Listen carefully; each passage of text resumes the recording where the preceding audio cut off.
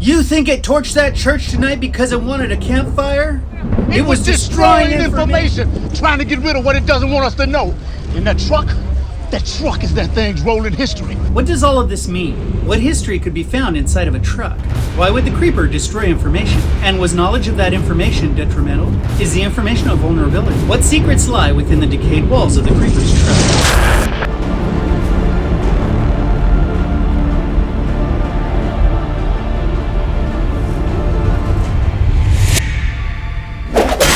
Things it leaves behind, like the thing it left behind in Poho County that night. A nightmare on four wheels was a horror all its own. A slaughterhouse on wheels was found on the scene in the aftermath of a shocking supernatural attack. It was left in haste as the creeper flew away with Derry, but it was planned. It wouldn't be gone for long. It couldn't be. The truck held information about the creeper, which had to be protected. Information the creeper was determined to keep secret. But what important information is kept inside of a truck? And why was that information dangerous to the creeper? Let's go for a ride.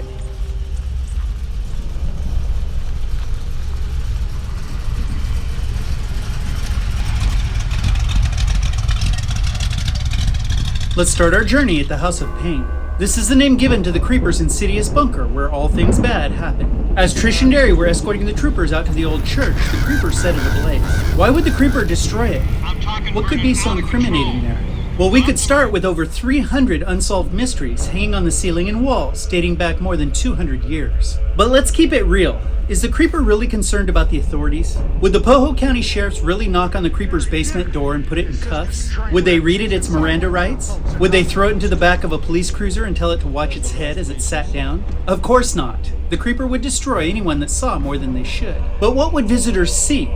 300 bodies displayed in a ritualistic fashion? Is that what the creeper wanted to hide? No.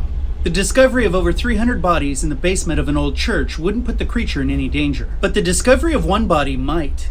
The creeper was hiding a much larger secret. But what? What information would put the creeper at risk? Information about the creeper itself. Think about it.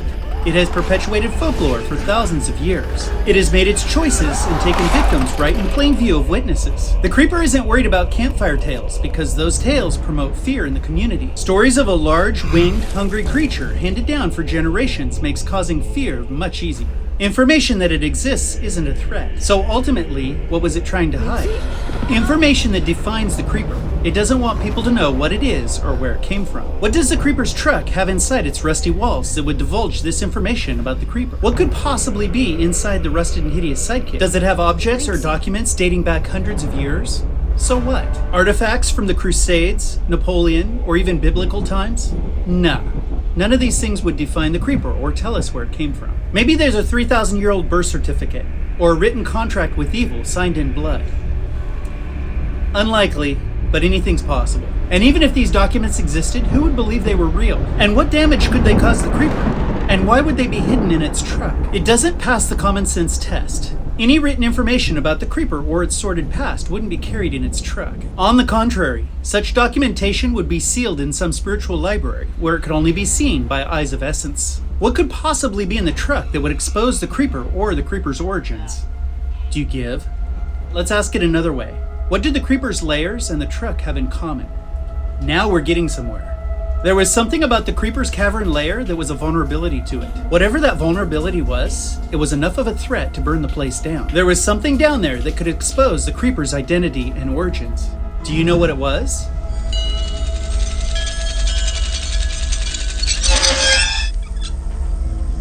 What about expired body parts that were no longer in use? If the creeper keeps them out of the hands of people like Kenny, it may store them in its hideout. In 1978, Kenny Brandon found one of the creeper's severed hands. He put it in a bag and took it back to his house, and ultimately we believe he found out way more about the creeper than he wanted to. He shot it and buried it, probably in a futile attempt to turn back the hands of time. But it was too late. The intimate information he gained about the creeper got him killed, along with Darla Cleaway, his prom date. He knew too much. Galen and Tashtago also thought it would be a good idea to seek this knowledge, and they each held the creeper's severed limb. Tashtago paid the ultimate price, and Galen's name is certainly on a hit list somewhere. But there's no evidence to suggest that the information they received by touching the hand was complete. They may have watched images and witnessed places to learn what it is and how it came to be, but even Tashtago didn't seem to know how to kill it. Another indication that this information was incomplete was that the creature waited quite some time to retrieve its severed hand. If the information was critical to the creeper, it would have retrieved the hand almost immediately. At the end of day 22, the creeper is very noticeably upset that they know what it is. But things still don't add up. What does this have to do with the truck? Does the creeper carry around old parts of itself in its truck? Probably not. So to follow this thought through, if the creeper's truck doesn't have any old pieces of the creeper in it, what information would it carry to be considered the creeper's rolling history? Okay, what is the only other commonality between the creeper's layers and its truck? I'm a part of it, and it's a part of me.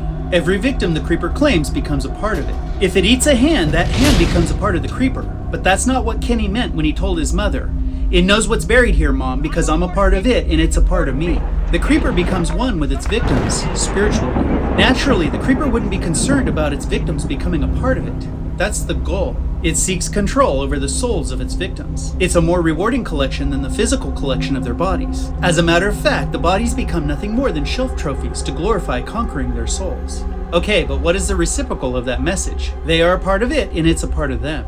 The creeper's essence becomes entwined with its victims' souls. It's a part of them. This means the souls of its victims have intimate knowledge about the creeper. In Jeepers Creepers 2, Gary and Billy tried to warn Minxie that the creeper was coming for a school bus full of students. They did their best to inform Minxie about the creeper. So it's possible the souls of the creeper's victims may be very present in its hidden layers and in its truck. But even if they were, would that present a clear and present danger to the creeper? It might. It's everything. He takes you and knows no mercy.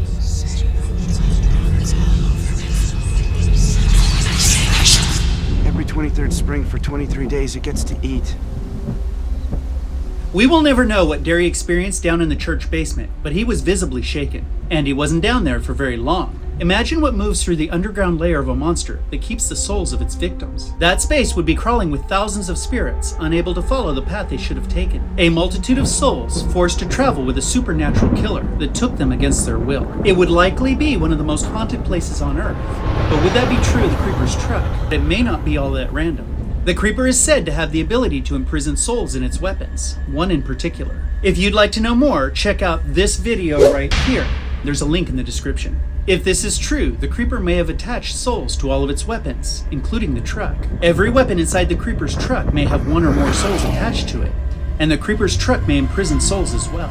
We have speculated this may be the way that it controls objects around it. If souls are attached to objects and the creeper controls the souls, then it controls the objects.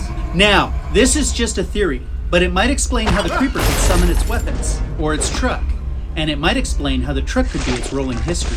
Let's consider this for a moment. The truck is haunted by the spirits the creeper has collected, and they're bound to the objects inside the truck, or to the truck itself. Like Derry and Billy tried to warn Minxie, the creeper's truck could be loaded with spiritual history. Because they're a part of it, they have intimate knowledge of the creeper. The very souls the creeper seeks to collect may hold secrets about the creature, and they may desire to share that information with the living. Okay, this is a wild theory, but it would explain the mystery of the creeper's truck and why it's referred to as that thing's rolling history. As always, we'll turn it over to you and ask, what do you think? Do you have another way to explain what is meant by that thing's rolling history? Thanks for watching today. We hope you enjoyed today's addition to the Beating You video library. If you haven't, please sub up and join the family. Until next time, we'll see you.